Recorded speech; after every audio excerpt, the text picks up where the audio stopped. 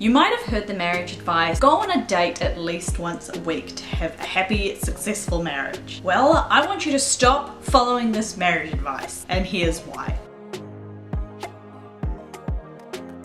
Hey lovers, and welcome back to my channel. If you are new here, my name is Lucy Bekker. I am a relationship coach for married women, and I help you prioritize the out of your marriage. Ultimately, I want to help you build long-lasting intimacy and connection with your husband. If you want more help with this, you can either join the Married AF membership or DM me about one-on-one coaching. I don't really keep it a secret that I am obsessed with marriage, even if you don't really buy into marriage as a social construct. And I also don't have time for mediocre love. When I was younger, I definitely put up with a lot of mediocrity when it came to love and not really getting my emotional needs met. I am hardcore words of affirmation in the 5 love languages, and even though I gave the answers to my boyfriends on a silver platter, hey, I need words of affirmation to feel loved, they still didn't really step up to the plate and meet me in the emotional depths that I needed them to.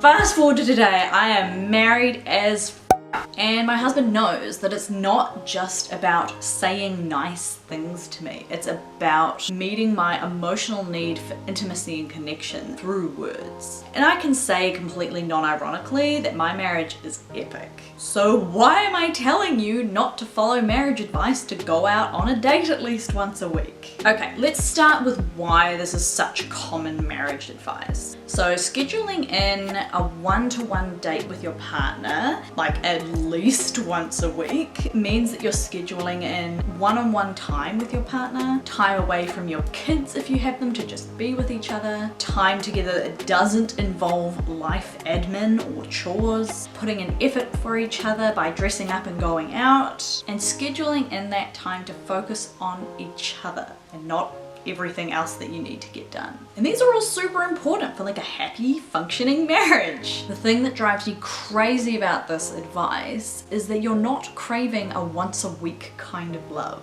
If this is the marriage advice that you are hanging your love and commitment to each other on, you're gonna feel like roommates the other 6 days of the week. Your life and life admin and busyness and work are still going to get in the way of that feeling of intimacy and connection that you want by planning a date. I'm sorry, but a date night once a week is not the answer to reclaiming intimacy and to stop feeling like roommates. And I can already hear people saying, but that's better than nothing. We don't have more time than that for each other. And that, lovers, is my biggest issue.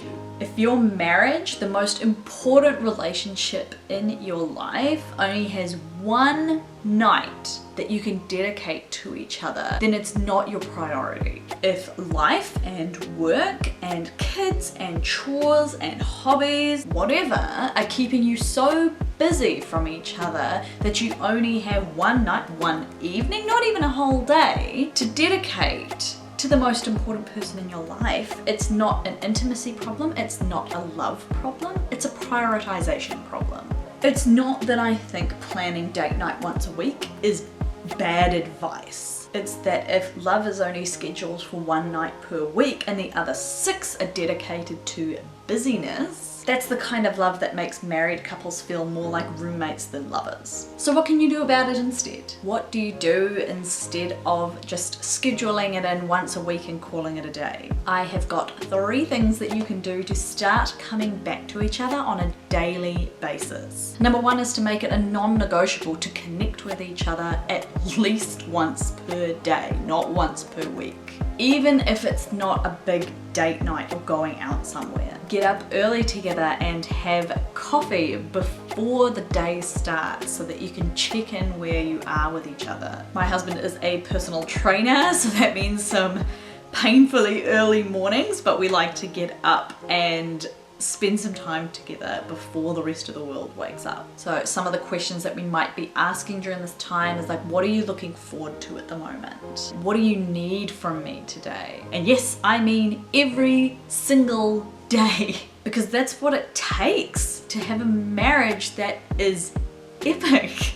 effort, communication, prioritization every day. Number 2 is to acknowledge if you're in a roommate phase. Just recognize and acknowledge it for what it is. It's routine, it's stability, it's safety inside your relationship so you can let your guard down and just be human all the time around your partner, which aren't bad things, but it's probably not the love that you signed up for when you got married. Recognize if this is where you and your husband are so that you can make a plan to change it. Number 3 is to put your foot down in your schedule, even if it's just for a little while. If you've gotten to this point where you're in a really good, safe, stable routine, but without any intimacy or connection, it's time to start culling your schedules. Your relationship probably depends on it. I don't want to hear that you don't have time to take things out of your schedule. Because if this is the kind of marriage that you want, you don't actually have a choice. Say no to a few social engagements that you might not even want to go to anyway. Cull back on your hobbies for a couple of weeks. Analyze whether your current job is actually allowing you to spend the time with your partner that you need to. And of course, going out on a date night at least once a week isn't going to hurt.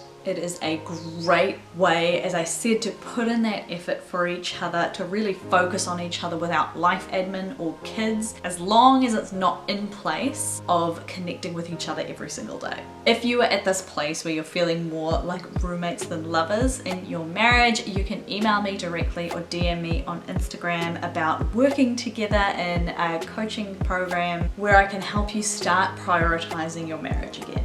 Life is too short for mediocre marriages. Thank you so much for watching. I love having you here and joining in the conversation about marriage for the long haul. If you have any questions that you would love for me to answer in another video about relationships, marriage, communication, intimacy, connection, drop them in the comments below. And if you want to see more videos like this from me, make sure you subscribe and then come and say hi on Instagram. See you in the next video, lovers.